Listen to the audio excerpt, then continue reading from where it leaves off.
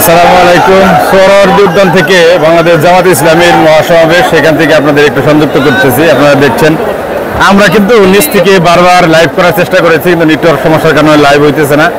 আমরা যদি একটু এই গেটটা, এইখানে কিন্তু এই সমাবেশের একটা গেট এখানে আছে, এইখানের এই গেটে থেকে যদি আপনাদের দেখায় মানুষের যে স্রোত, যে পরিমাণ মানুষ এখানে আছে, আমরা এই গেট দিয়ে ভিতরে ঢোকার চেষ্টা করেছিলাম বারবার, কিন্তু সেই চেষ্টা ব্যর্থ হয়েছে এবং ঘুরতে যাওয়ার পরে বের হয়ে চলে আসছি। আপনারা দেখছেন এই দিক থেকে যে মানুষ আসতেছে, যে পরিমাণ মানুষ এখন পর্যন্ত ঢুকতেছে, এখন প্রায় 2টার কাছাকাছি বাজে, 1:30 1:30 উপরে বাজে।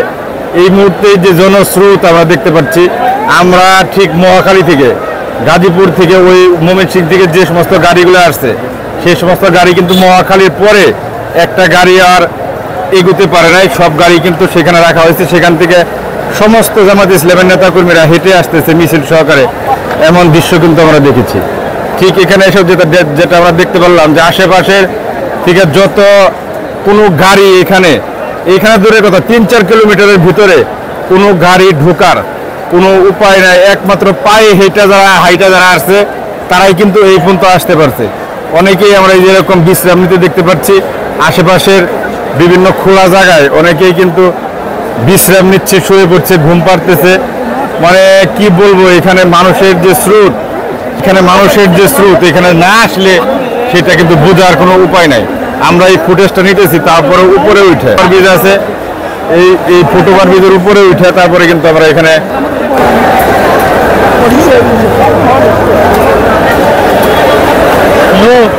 এই দিকে যদি মানুষ কম, কিন্তু ওই দিক থেকে যে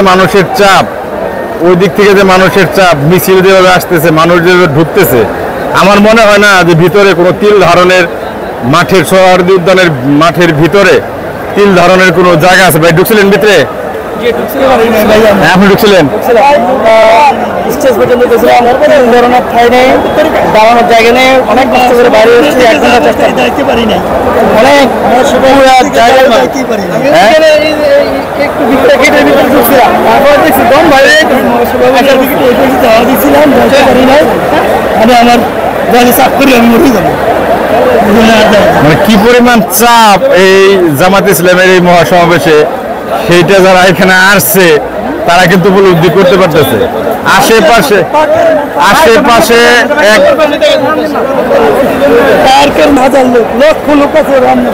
রমনা পার্কের ভিতরে আমরা কিন্তু দেখছি হাজার হাজার লক্ষ লক্ষ লোক। হ্যাঁ, রমনা পার্কে তো ঢুকতে পারছি না, লক্ষ লক্ষ মানুষের সমাগম,